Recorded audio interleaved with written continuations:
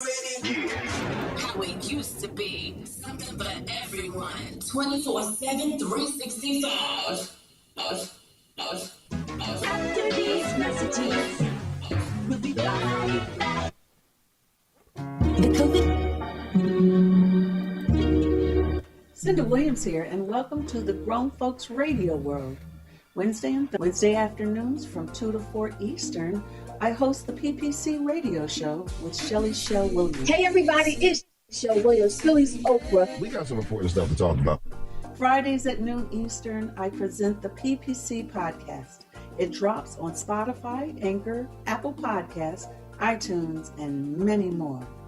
Please join me for real talk, great guests, lots of laughs, and powerful, precious conversations that can fill your self-help treasure chest with gems. Listen, you only think you know Cinda Williams, co-host of the PPC Radio Show and the Melanated Morning Show. You've seen her in films with some of the GOATs.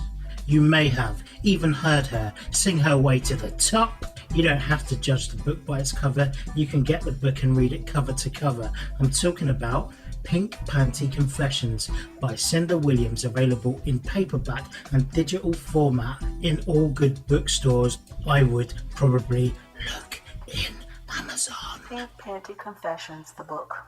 The COVID-19 vaccines can be our chance to get back to our plans, who we are, what we miss, to get back to each other, to life.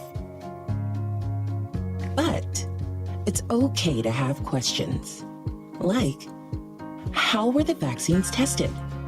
In rigorous clinical trials among adults of diverse backgrounds. Can the vaccines give you COVID-19? You cannot get COVID-19 from a vaccine. Why should I get vaccinated? Protecting yourself also helps protect the people around you.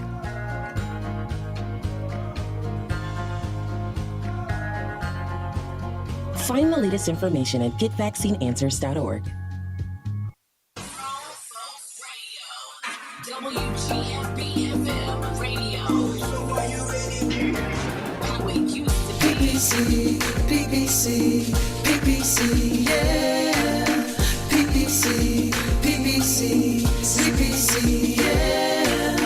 Join me so we can grow together. Conversation, get that healing. Let them know what they're missing. Share with your best friend. Tell them come hear this, yeah. Don't you dare miss your blessings. Powerful lessons, true confessions, yeah. PPC, yeah. A powerful tool for you. PPC, yeah. A powerful tool for you. PPC,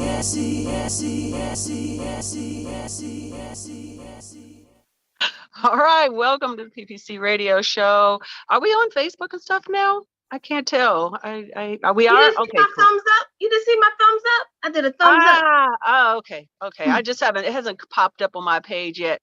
Anyway, thank you guys for joining us today. I am so excited. We have my sister with us today, Supermom Sadaka Rose Williams. Yay! Thank you for joining us. Super rescue.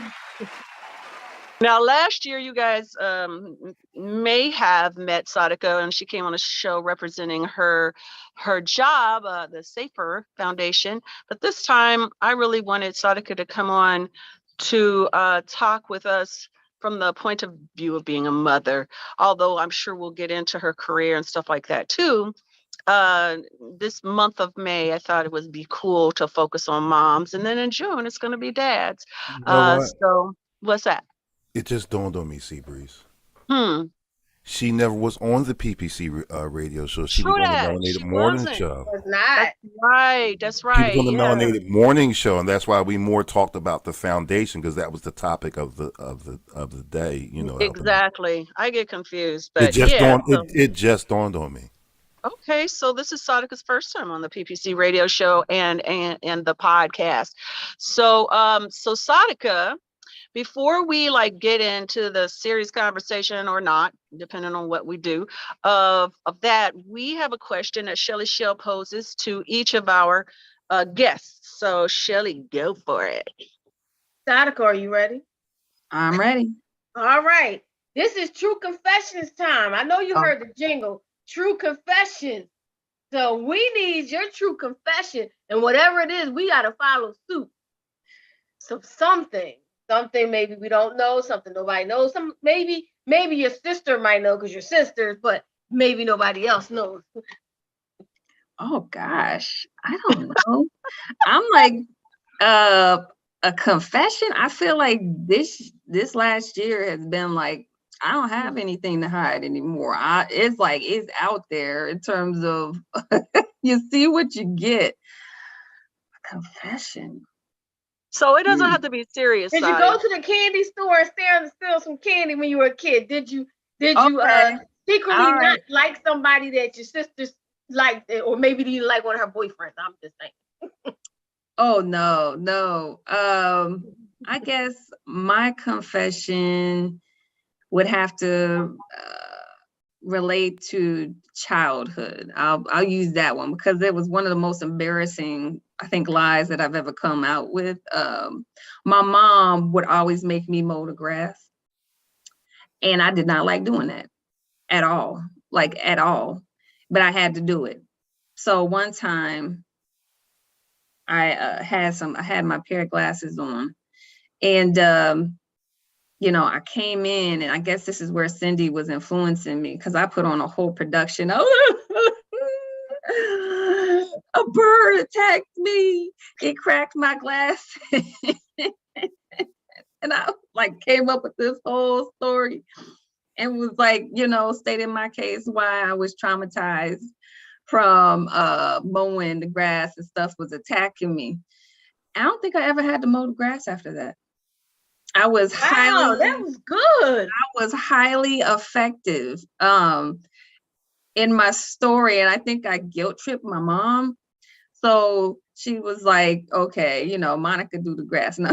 I don't even know if Monica knew. She never. That was something I never came clean about with my mother either. Tag Monica, y'all. Tag her. And I mean that's just one of the silly things. I'm like, confess what I got to fit. But that's good. Something that was real good though. You got out of that. For anybody out there. So no, I don't think anybody ever knew. That's something I don't think I've ever shared with anybody was that. Cause like who cared? Who would care? But I bet my mama cared. And I know if my children did that to me and I found out some years later, I'm like, oh, hold on now. We got to figure out how we going to make up for that one. Cause I might have to hire somebody to mow my grass. And you got me out here worried, thinking that you actually got attacked in your well-being. So, again, that motherly perspective changes how you process stuff. Really? You wouldn't just laugh at all? If that was your kid? I probably would laugh. But I guess it depends on how far did they take it. Like if it's just, oh, okay, I'm not going to mow the grass anymore. All right. But like if it was like a whole thing, you end up taking into the hospital and the ER and you got $1,000. She didn't do that, but I'm saying like it could be a whole thing. But yeah, I probably would laugh it off. Yeah, I can see laughing it off. Because once you did it when you was a kid, it's like some of that stuff like, yeah, I did that too. I can't be mad at him. But sometimes you lied as a kid and you wonder why you even lied in the first place. It just be so dumb, like it's kind of like it's like it was, but I had a good reason. It was hot and there were a lot of insects. And I just, we had a dog who nobody wanted to pick up the poop. I'm like, oh no, trying to navigate around her feces and all that. I was like, no, I don't want to. The only person you gotta make it up to is Monica. You gotta buy her lunch. I can't remember if Monica actually ever did the grass. I'm trying to figure out who did it. She might have ended up paying somebody for real, because I don't think I did it. Or I know I didn't, but I don't think she did it. So I look. My childhood memory goes blank, but I do remember that. I don't remember anybody. The yard was obviously kept up, but I don't remember you guys ever cutting the grass. Hassan and Frederick used to. I don't remember even myself cutting the grass there. I did in Chicago, but I don't remember it. So that's I curious. definitely did it because there was a Mhm. whole process of going diagonal, and it was fun at first when it was like, a thing, it was new. And if it was like not hot outside, but when it started getting hot and all the insects and all that, I wasn't for it. I was like, okay, I'm not for this right here. So Mm. I had to seek a way out of that situation. And the yard was massive. It was Right. it was a huge yard. It was a lot of work. I am starting to have memories of actually doing the yard because I like yard work and I'm not afraid of poop and stuff like that. But I just wasn't at that house that long. I wasn't there. I was there through high school, but that was it. So With the holes too, like, because the dog would be, digging the holes. So there'd be sometimes I'd be walking and then my foot would go in a hole. I'd be like, and I have a thing about spiders. And so I guess that could be another, it's not a confession. It's just something that I don't think many people know why I'm so scared of spiders. At my daycare, they had an aquarium that collected like big spiders. So the wolf spiders, all those different type of like hairy, nasty spiders. One time my whole class woke up from our nap and we were covered in those things. A kid had knocked over the aquarium. And so when we woke up, we were covered in like wolf spiders and other spiders that had escaped from the aquarium. wow. And so that is why I am terrified. I never knew that. I never heard that story. See, was there's a always something to tell. See, there's always Mhm. something. But I would be freaked out too. I'm telling you, I would have sued. If that was me, I'm like, Mom, go sue them. Go sue the school because this is what happened. Go sue them right now. I want my money. I was a baby. want my money. And so, but I remember that. I remember that moment of waking up, because you can see level across, when you're laying flat. And I remember waking up and just seeing like them on my body. And it was like a collective craze when all the kids woke up running around screaming. It was crazy. And I remember the guy who was over the janitorial services was the one that would collect the spiders. And they made it like it was a fun activity for the kids. I remember we used to go out and like with the instructors, they would like teach us how to like capture different insects. And so they try to make it an educational activity. But yeah, it backfired. They didn't bring back that aquarium after that. I bet they didn't because they could have got sued. You just didn't make a big enough thing because I'd have been suing. So, Disco, I know you lied somewhere in your childhood. So what's your lie? Because I know you did. I lied. Wait a minute. I know you lied to get out of something. I know you did. Wait a minute. How did we jump over Cinda and you? I thought because I want to know what you lied about. He's like, wait a minute. I don't even know. Let me count. Let me see. It was so many. I mean. Oh, think of one. Cinda, I don't know. Did you lie? Listen, I became a DJ out of a lie. I used to lie and tell girls I was the DJ, but I was really the MC and lie to my mom. Yeah, I know you did. Yeah, since I was about 3-4 years old. That's too many to count. It's too. You can't pick one. I think I lied the day she died. To be honest with you, Damn. It was Cindy. You just be lying, just lying. Listen, okay. This cutting the grass. We didn't have grass. We had grass, but in the don't have to be grass and be any chore or anything. Did you lie to get out of something? Follow. What? That's like asking me what did I have for breakfast. I don't. Oh man, you just be lying. Me and Cinda, we over here with the 9 lie. Well, I lied my way in jail, out of jail, in school, in the military. Is your name Really? really Kid Disco? Sometimes it depends on. Yeah, I don't remember. I was a martyr, so I always did everything everybody asked. I don't remember. I'm sitting there this whole time trying to think what I lied about, and I can't think of anything. I mean, I've obviously lied in my lifetime, but I don't remember lying to my parents. And I remember being blamed for lying and told I was lying, but I wasn't, because I would get blamed for stuff my cousins would do and all this kind of stuff. And I would just take it. I was like, okay, yeah, I did it. Whoop me. I did. I took so many whoopings for so many people because I was just wanted to get it over with. Come on, let's go. You're a brave woman. That's Getting what I'm like. It over wouldn't with have been me. your I'd have been like, daddy. she did it. Yup. I know she did it. I'm gonna tell you what really happened. What really happened was she's the one. I done Oh wow! So you was one of them. You ain't gonna hit me. Mm. I'm not gonna be the one hit. So you I snitching? wouldn't have did it. CK, no way. I would not. No. Yeah, my father beat the crap out of me. Believe me, it would hurt, but it would always be over. For me, it was like, okay, let's just get it over with, because nobody's going to admit to it. I don't feel like, I just want to get it done. So come on, yep, I did it, and get my whooping, and then keep it moving, because otherwise we're all gonna suffer. And I just wanted to get it over with. So I guess that was my lie. To say yes, I did it when I didn't. That is a lie. That's a lie. That's a lie. I did. It's crazy now too. I think the reason why I remember why I lied is because I remember my mom's response to it, and she was so worried, and I felt guilt after after I did it.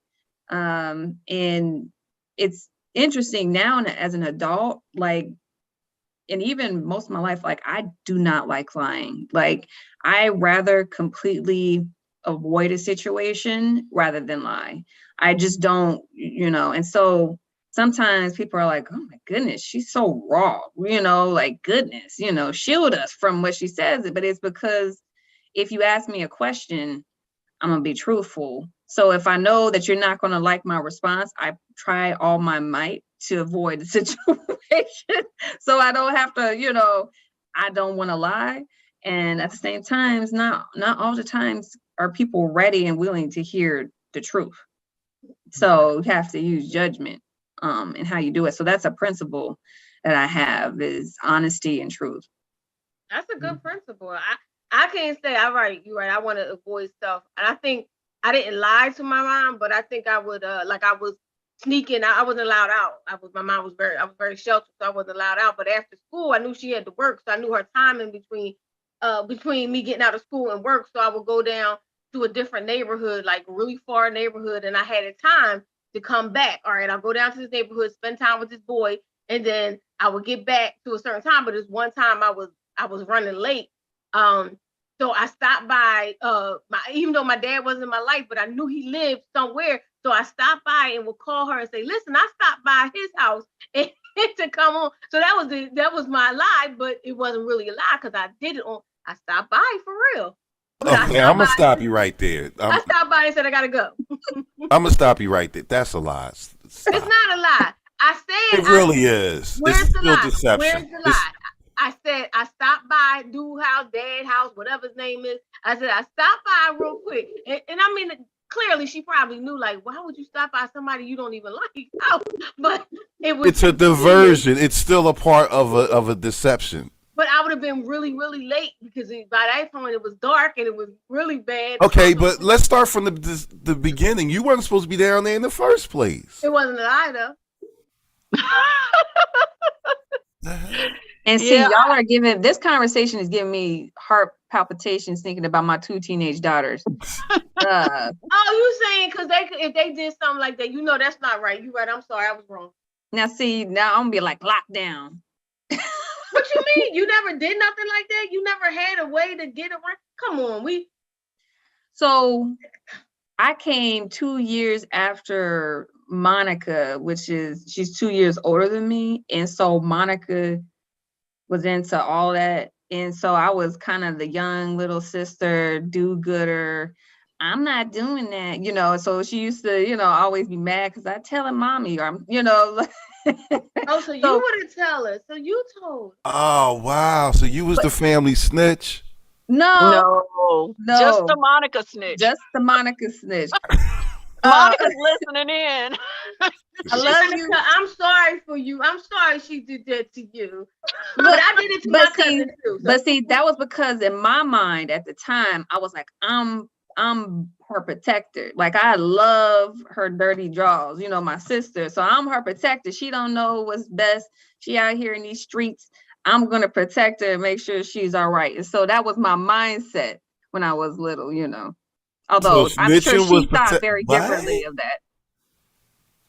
Well, Exotica might be right because daddy wasn't there and mommy was asleep most of the time. So honestly, it might have been better telling on her than not because mommy wouldn't really do anything about it anyway most of the time. So mom was too tired. I don't know. Don't be telling though. I feel you. I told. And my for the cousin. record, Cinda, I would have loved for you to have grown up with me. You would have served so many purposes. I would have gotten out of so many ass whoopings. That is Oh so my wrong. God. That is so funny. I would have did. blamed my whole teenage years on you. It was mainly my cousins. Hassan took his own whoopings. Hassan, actually, I might have taken a few for him just because I felt sorry for him because he got so many whoopings all the time. Frederick, hardly ever. It was just me and Hassan. We took the belt. We got in trouble. But it was mainly my cousins that would live with us at one point or another that I was always getting in trouble for, and so. No, I'm not taking the blame for y'all. I'm with you. I'm beside of her. I'm telling it all. Yes, it was. My was her. sister actually used to like to tell on me. She would sit there and giggle her ass. I would tell off. on you too. There's, Why? you deserve to be told on. I don't No, know. she was snitching out of hate because everybody knew me, liked me. Couldn't nobody stand her. That was some hate. Hey, kid, what Look. are you a Libra? No, No, okay, you're the other one, the next one. Okay, yeah. no, I'm a Yeah. Sagittarius. Yes, you remind me of Hassan sometimes. Hassan. I also would tell too, because she always leave me out. So it was a little bit of hate mixed in there. See too. what I mean? See, that's what I'm talking about. Oh, I She's- see. Oh, see, you wanted to She be always leave. She always picked Kenya over me. She And said, Monica said, I kissed a boy and Sadi ran back to Aunt Sadica's and told immediately her very first kiss. My cousin did that to me too. I snuck in the back of the alleyway and kissed the boy, and my cousin went back to her mom. She's in the alleyway and got caught. Why do you? Oh my God! Tell us. Why y'all dry snitching like that? Like, But you know what? If you really care about people, you want to keep them. no, my sister, she was mad because I'm at the dollar party killing it, but she wasn't invited to the house party because we don't like you. Nobody likes you. I had Hassan Frederick and I, we stuck together. You know, we had each other's back most of the time, but Frederick one time threatened me on my first, well, it wasn't my first kiss. It was my first mutual kiss, right? A boy kissed me before that. I think I was in sixth or seventh grade, and Frederick bribed me. He said, if you don't give me 5 cents, I'm gonna tell Daddy. 5 cents. Wait a minute. 5 cents. A nickel? You A had that nickel. 5 cents. Back in them days, a nickel was something. You know, you could buy. Oh nah, you gotta up the stakes. I got major. I He got was- major I dirt. was- So I was 11 or 12, so that made him like 8. So he didn't know at the time. Like I said, you could get 5 candies with 5 pennies. So, Oh wow! How about That's that? true. so I gave him his nickel. Back in them days, a nickel went along. what's up with the bribes though? The kid bribes. Like my girls, there's so much going on that I don't know about because they bribe each other. So they make pacts and deals like, I won't tell mommy if you give me this, or if you do my chore, or if you do this. And I'm like, what? You know, and sometimes I'll walk in and be like catch the tail end and don't tell mommy because I did this. I couldn't You know? bribe my sister. That was her end game to have satisfaction watching me. Aren't you glad your daughters stick together? Aren't you glad? I mean, I know I'm not, but I'm saying, aren't you glad they stick together on that note? Yeah. I wish they would stick together more. Exactly.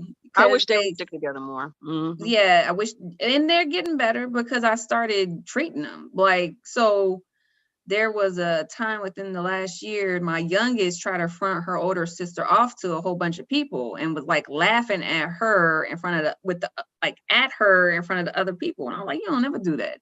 You don't ever front your sister off in front of these people who don't care about you, won't care about you, won't even remember you in a year. Like, you can laugh all day long in the house, but once you step out the door, it's a united front. Yes, I mean, and so yes, they need to, and that's one of the things that I'm setting my intention on is strengthening their connection as sisters. I know it's hard, when you have girls, especially this close, they're 14 months apart, and so the distinction of who is big sister is in question, apparently, according to them. They both, because they say I treated them like they were twins. And I kind of did. You probably did. Did. They almost like twins. Yeah. And so, so they have, rather than having that nurturing that like, for example, my oldest has. They already have a power struggle. It's a power struggle. And so each one of them is like, oh, well, you're mommy's favorite. So apparently they're, depending on who you talk to, the other is the favorite. And I'm like, I don't have favorites. All my kids are unique and special in their own ways, but trying to deal with them, teenage girls. Well, we're going to get back to this because this is an interesting conversation, but I think we need to take a little commercial break right quick. So let's do that. And then we'll come back with the power struggles amongst children and how your mother handled it or how you handle it. It's the PPC Radio Show, hosted by Cinda Williams, co-hosted by Shelly Shell Williams. Music by DJ Kid Disco on the Grown Folks Radio. WGFB FM Radio. So are you ready? How it used to be. Something for everyone. 24/7, 365. After these messages, we'll be right back.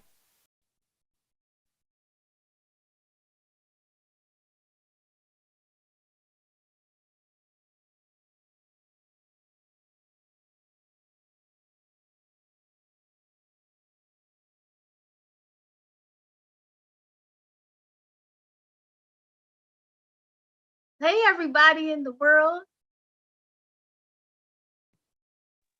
Yeah, sometimes I never know when we're gonna hear the commercials. Like they probably hearing it on the radio, but not here.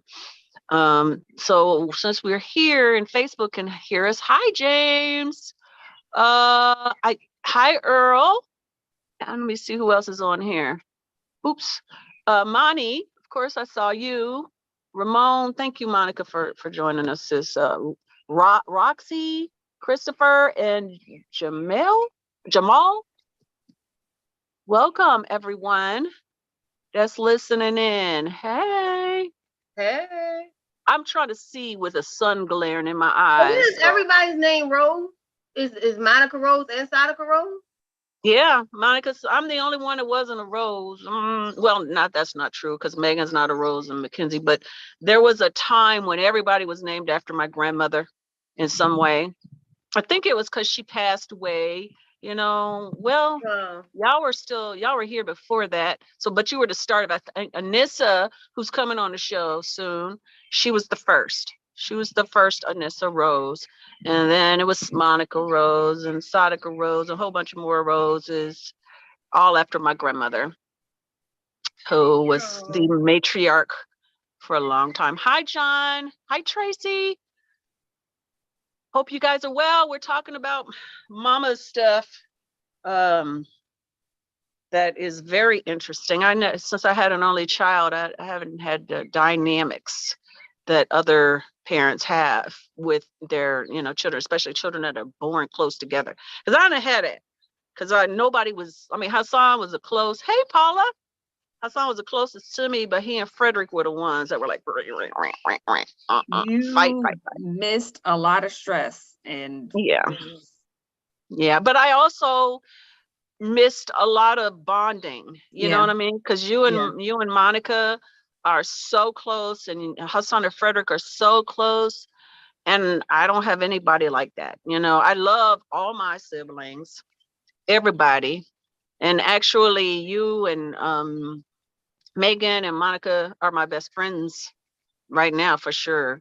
Mackenzie's too young. She's Sophia's age, and she's not really connected with us at this point yet.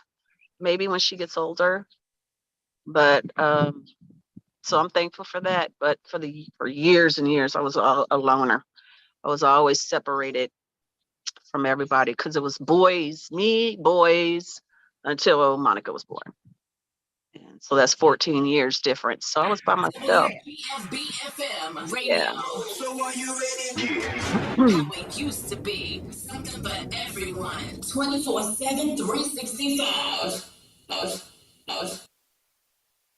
So welcome back to the PPC Radio Show. We have been talking with Sadaka Rose Williams, my sister, one of my younger sisters. There's quite a few of us. I'm the oldest of 5 sisters, and then we got 2 brothers.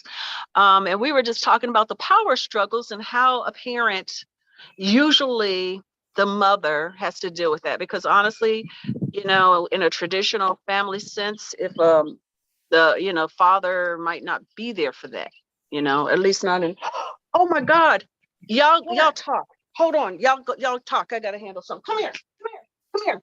Oh wow. So let's talk about the power struggle. So I guess as the younger sister, I was always thinking that my brother was the favorite. So how do you deal with the power struggle between your girls? Are they all girls? No, Besides the twins. 2 girls, so a 14-year-old and a 13-year-old, 2 girls. So I am working on them on a daily basis regarding the power struggle. It really is a work of love. It's not something that you can just do one time. Like, and Cindy's been helping me with it. Megan's been helping me. My sisters, Monica, all of them have been leaning in, kind of giving me their wisdom, because I'm just going to be honest, trying to deal with the power struggle of teenage girls is nothing to play with, because they got all kinds of attitude.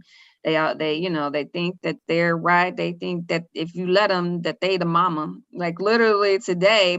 So when you talk about power struggle, it's not just between the 2 of them. It's between us, in terms of who is the woman of the house. So little story. So like last night, I moved this cabinet that it looks like an island, and it has like the pots, and I had it off to the side in the kitchen.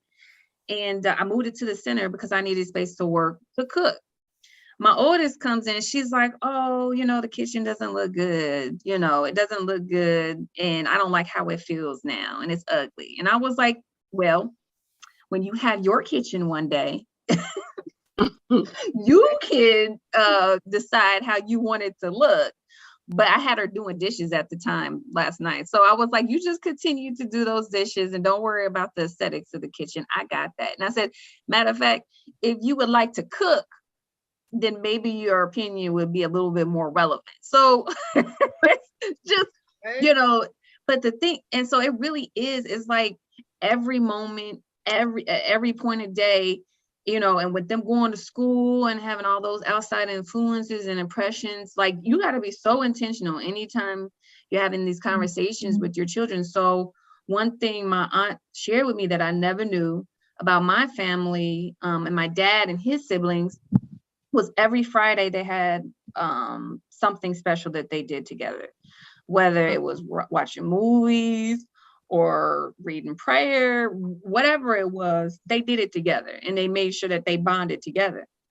And so I'm like, I'm about to bring that to my family now, because, everybody's trying to do their own thing, whether it's electronics or their own interest. I just want to make sure that my children will never walk away and be like, mom wasn't present, mom wasn't engaged, you know, she didn't give me the time I need. And I also am working on the power struggle between these two girls. So like if we engage in things where we're watching movies or we're playing games, I think that that'll start, you know, addressing some of these things that I'm seeing now that they're older. I mean, because these are my first teenagers I'm raising. I'm literally like, my eyes are wide open, like, oh my gosh, what is this?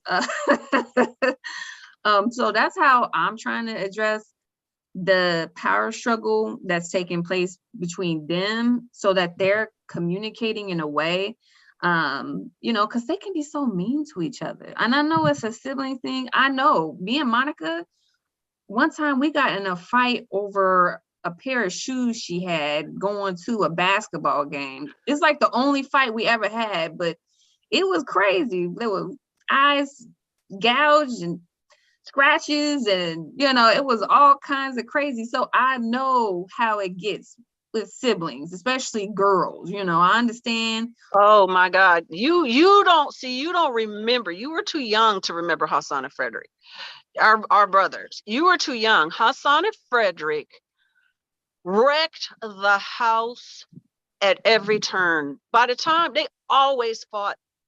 They were best friends and they fought. But when they fought, man, it was going to be damage, especially when they became teenagers, because they're big. I mean, Frederick 6'4", Hassan 6'2", and you know, it took them a while to fill out.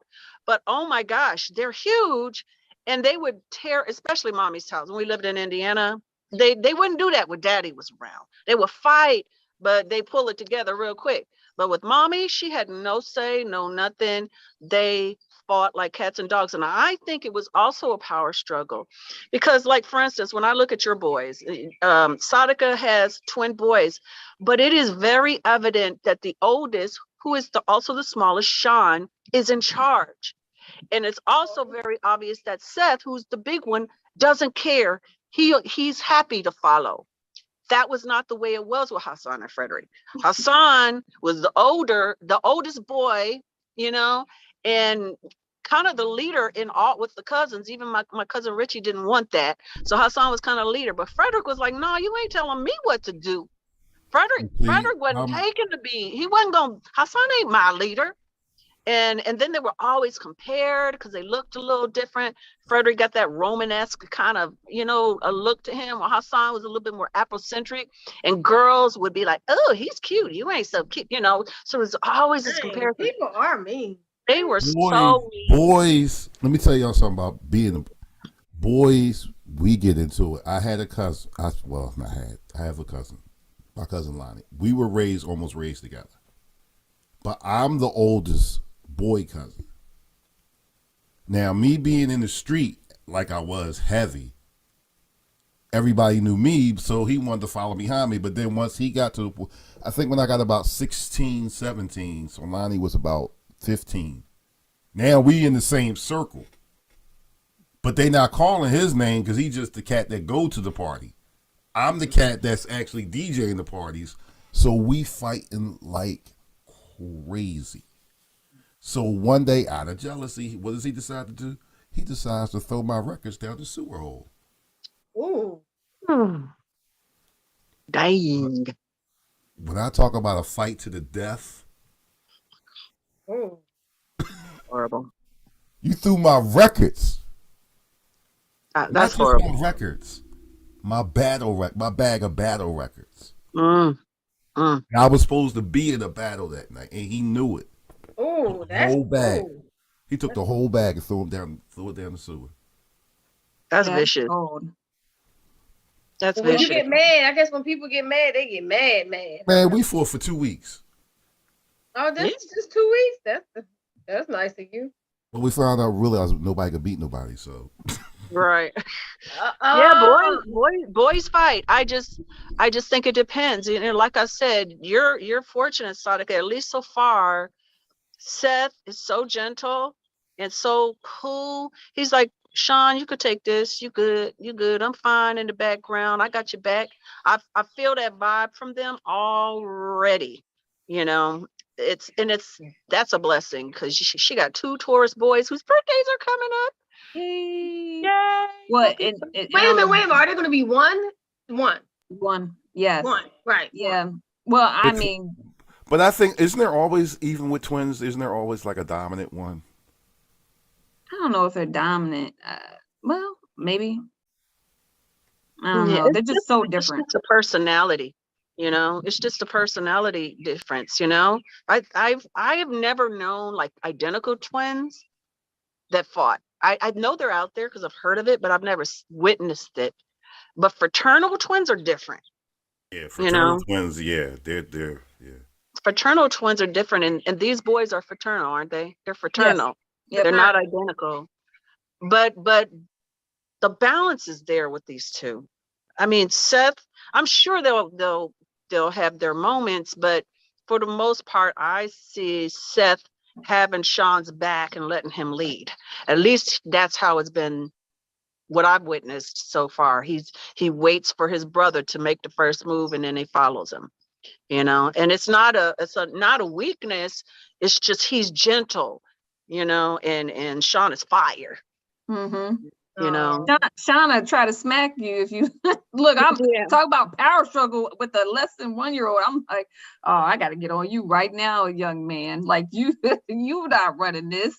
And it's interesting though, raising Gen Z and now Gen Alpha kids. They are something special. I was going to touch on that too. Is it because teenagering is different? A whole lot different nowadays, especially with social media and technology. Period. So, do you think it's a generation? Because when we were all teenagers, you didn't have so many options. There was no cable, there was no texting, there was no cyberbullying, and none of that. So, do you think it's more of a challenge now with all this other stuff that's, like I said, teenagering is totally different? Well, I mean, I think every generation before, probably says the same thing about the generations that come after. But I do think that we're at a unique point in time when there are too many options that have been offered through technology. If you have too many options, it's hard to actually know what you want because there's always a new option being presented to you, and it's kind of like, I mean, if you paying attention now to even just adults, people are burnt out.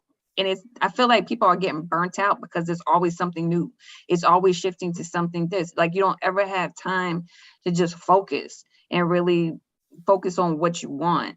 And I feel like these teenagers in particular, they're burnt out. COVID did a number on these kids. I'm talking to teachers right now.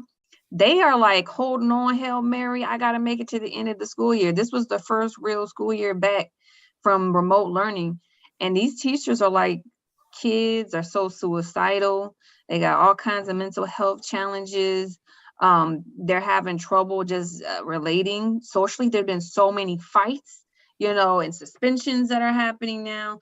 Kids are struggling. They are, especially and mind you, Sadica's girls, where she lives, it's a beautiful system. It's a great school system. It's one of the highest in the area, the region. It's got some of the highest numbers, and they're still going through these things. It's really, really insane. Vaughn said, like, almost an unpardonable sin. I lost my and that it won't be tolerated and deeply hurts and disrespects the parent and family.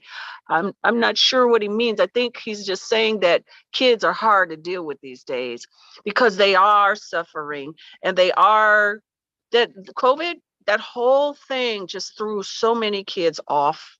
And the adults off. So imagine if the adults are off, the kids are off, everybody is off. So COVID threw the battling this whole thing. So it's like we're off. We less patience with the kids, and kids are like, I had enough. I just want to. I feel like I'm thinking like a kid. I think they just want to play. You know what I mean? Like I was in the house. I want to play, and that's how I feel. I wish I could just play. I wish I could just take time now that it's open and just play, run, jump, play, jump, go to the pool, go to the to wherever you can go, right? Don't you want to do? Don't just want to play? COVID Monica, made us don't you want to actually. play? COVID actually made us spend time with ourselves and get to know and had no choice but to listen to yourself. That mirror got so much business during COVID, and a lot of people didn't like what they saw. See, how many times have I said this during COVID? God set the reset button. That's what COVID. Yeah. Set the reset button. Yeah. But okay, let me take it another level. You know, this Roe versus Wade going on. They about to do this nationwide. What I'm hearing from the schools is that what happened was kids had to stay home. Not all parents are good parents. There are a lot of bad parents. There's a lot of people who have kids who shouldn't have kids. They talking about making women have these kids. Who gonna take care of them? You know, and so what's happening now is all the kids are revealing in school all the trauma that they went through at home, dealing with their household conditions, you know, and happen. What I'm seeing, at least from the Gen Zers that I'm dealing with, whether I'm employing them or they're my kids, they are completely defiant. If you think about the situations that they've lived through in like the presidents that they've known, at this point, they like forget everything. Forget y'all, the older generations, because they have a perception that we just let people steamroll us and that we accept toxic behavior and that we don't challenge it and that we don't question it. And it's a real defiance to any kind of structure. And they're rebelling. So, you know, when you talk about what you should do, what you shouldn't do, they're like, I'm gonna do what I want to do, because no matter what I do or whatever, no matter what you say I should do, I'm still set up to fail. You know, when you got education so expensive for college, you know, and there are jobs that are available now, but how much you gonna get paid for that job, you know, to actually make a living? It's just, we're in really interesting times now, where I would say we have a big group of kids that are just extremely hopeless. That's the best way, you know, they're hopeless and they don't know what to do as it relates to their future. So trying to parent children who are in that environment with their colleagues, the kids have always been mean, but they're really mean now, you know, because of this, is extremely difficult and hard. And so that's why I was saying, you got to talk to your kids every day. And that's what I'm challenging myself, you know, no matter how busy I am. And I have it's like two completely set of kids, different ages, but I've got to talk to my girls because, you know, I'm just seeing way too many kids their age getting lost. You know, so I think it's important that now having the Sabbath from the phone and the TV and the computer, having a Sabbath, you know, even if it's just 2 hours, and do something together, talk together. A spiritual foundation to me is huge right now. I'm not talking about going to church unless that's what feeds you. I'm just talking about a spiritual foundation together, praying together, talking together, meditating together, whatever, because the world is rough. The world, I mean, I'm panicking because it's about time. I don't think I can stay out in California much longer. I think it's time for me to get back to most of my family, which means I got to leave my kid. I'm scared. I'm scared to leave her because I know I'm the only foundation right now that she's got, you know, but she's almost 21 years old. I got to let her go and find her way, and then she'll do what she has to do. You know, she's busy, but it's rough. It's rough. So I think home is key, and the kids that don't have that, like you said, all the trauma, so difficult. The parenting is lacking, you know. School was a safe haven. It was a safe haven for many. They could eat there. They actually had food. They had people that tried to care about them. You know, yeah, it was a safe haven, but you had the other kids that wasn't safe. You know what I mean? Like that's what I'm saying. That's what I'm saying. You know, so home has to be a safe haven. You know, because if it's not, it's not safe anywhere. You know, it's 57. I'm sorry, I got a hard stop. So. Yeah, it is 11:57. So Sadaka, thank you so much for being our first May Mother, and I really appreciate your input. And can you please tell anybody that, you know, maybe there's somebody want to donate to Safer or whatever, how do they reach out? You can go to our website, www.saferfoundation.org. There is a donate button on that site, and that's the easiest way to make a donation. We're also on Facebook and Instagram and Twitter, so you can also find us there. Thank you so much. So you guys, we didn't talk about her job, but look up Safer Foundation, see what they do, and participate. Shelly, you got something coming up? Just follow me on Instagram at Shelly Shell Williams. All right, DJ Thank Disco. you. See y'all tomorrow at 12 o'clock, me and CB. Yep, we'll be back tomorrow at Melanated Brunch, I guess we're calling it, or something. And I have this week Nobody But Me solo show this week. So please go to Anchor, Spotify, or any of those platforms and check it out. God bless you all. Thank you so much, everyone, for listening in. Love you. That's a wrap. Bye.